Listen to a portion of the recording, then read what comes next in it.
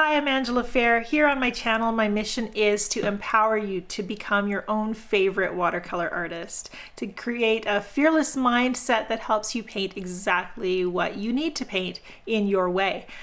This is hard to do. Why is it so hard to do? I've been thinking about that this week because my confidence was a little bit rocked lately. This is the time of year when we start to see and hear from artists regarding competitions and gallery shows. And then this year it's a lot of online shows, artists submitting work to be juried into various competitions throughout the country and the world. And then, if they're chosen to exhibit in those shows, we get to hear about it. We hear about their being chosen to the show, they post that on social media. And then if they win an award, we hear about that as well. And it's always exciting to see the amazing paintings that are chosen for these shows, the amazing ones that win awards. But if you're watching social media as an artist, you're going to fall into a couple of different categories. Maybe you're a person who doesn't feel ready yet to start submitting your work to shows, in which case what you're seeing is all of these successful artists doing amazing things, and that becomes your goal, is submitting to shows and hopefully being chosen and seeing your career take off. If you're an artist who does submit to shows, you're going to be one of a very large majority who is not chosen to win an award, or who's not chosen to be exhibit in the show even. And from there, you have to deal with the feelings that go with that. And I really wanted to talk about that today because I'm feeling those feelings. And I had to spend some time thinking about what matters here? What should I be taking away from this experience of entering my work to be exhibited, to be shown with other artists? How should I feel about this process of being chosen or not chosen? How should I feel if my work is passed over for awards, which it very consistently is? I can name maybe 3 paintings that I've created in my vast catalog of paintings I've made and shows that I've been in that have been chosen for maybe an honorable mention or an award, and I'm not a first place winner by any stretch of the imagination. I have a couple of points I want to cover. First of all, be very careful not to assume that being chosen for awards, being chosen to exhibit in these shows, is a sign of success. Yes, it does bring some recognition, but that does not always automatically translate into being able to make a living as an artist, sales and money and glory and all of that stuff. Most of the time with these shows, the amount of people who know, even notice that you've been chosen, is going to be very, very small and watercolor exclusive, or very exclusive to the genre or medium that you've chosen. Recognize that there are many artists who are making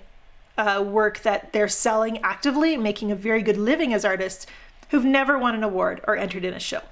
There are many artists who have paid their dues and submitted their work in shows for many years before they started to understand what a juror might like, what the judge might be looking for, and started to paint more to that.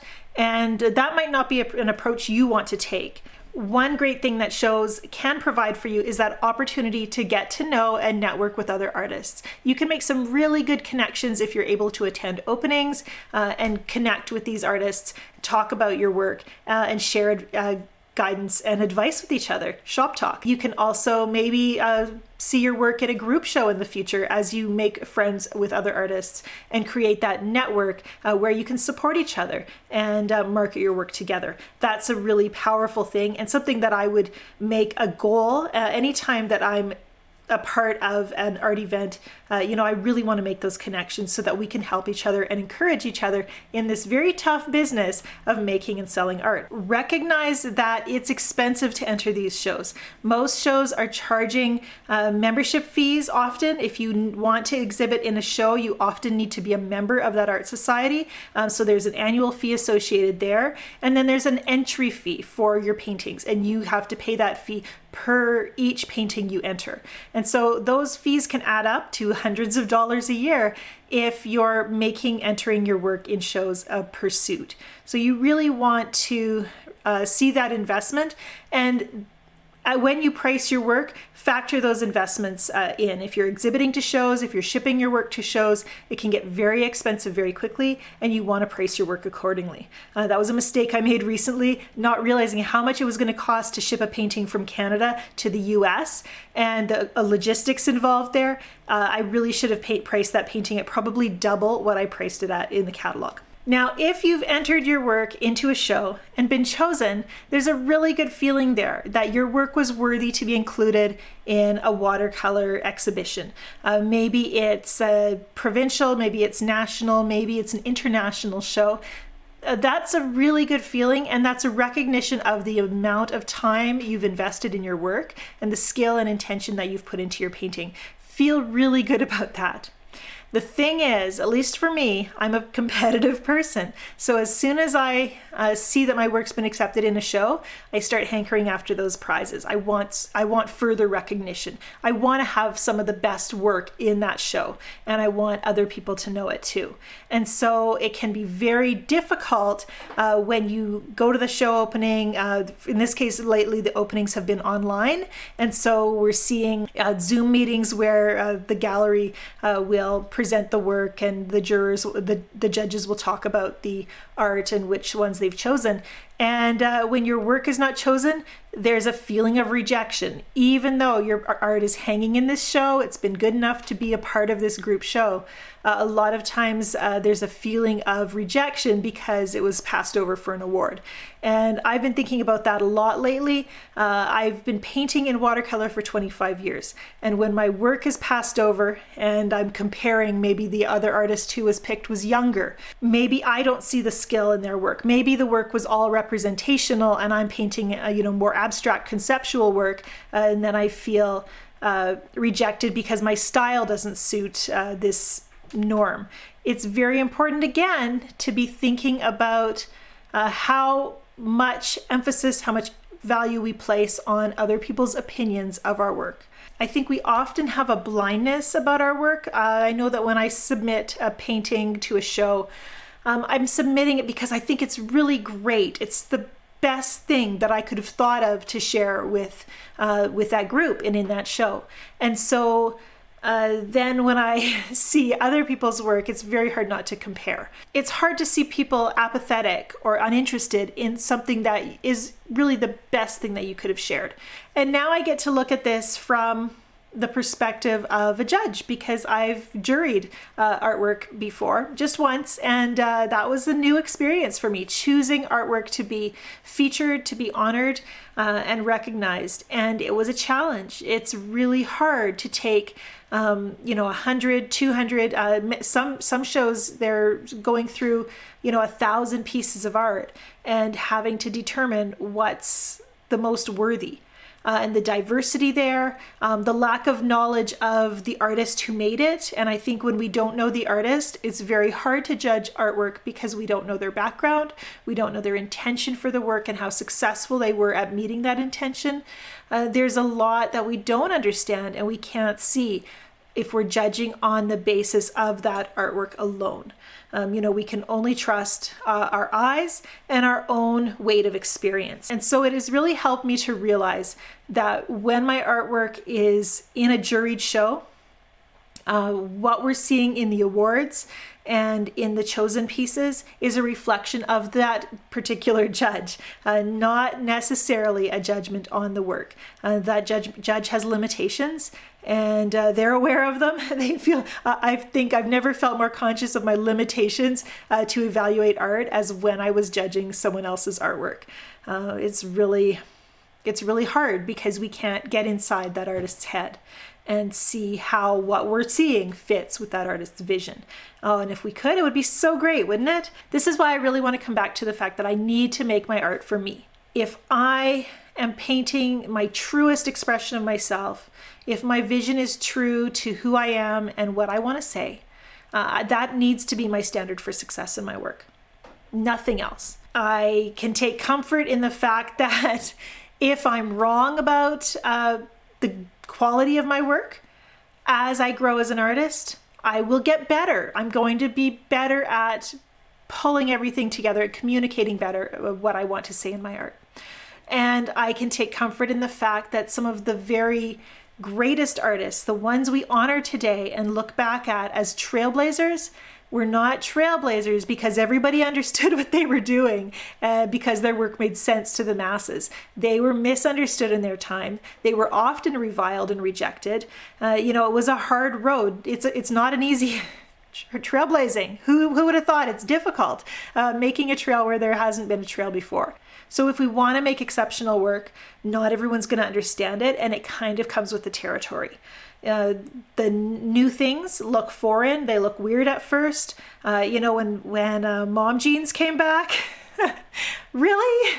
They look terrible. It takes time before our eyes and our tastes acclimate themselves to those new trends, or those old trends made new again. And as artists, we have to recognize that too. I really feel like if someone doesn't see the value in my very best work, maybe they just need to see it a few more times before they start to recognize and see what I see in it.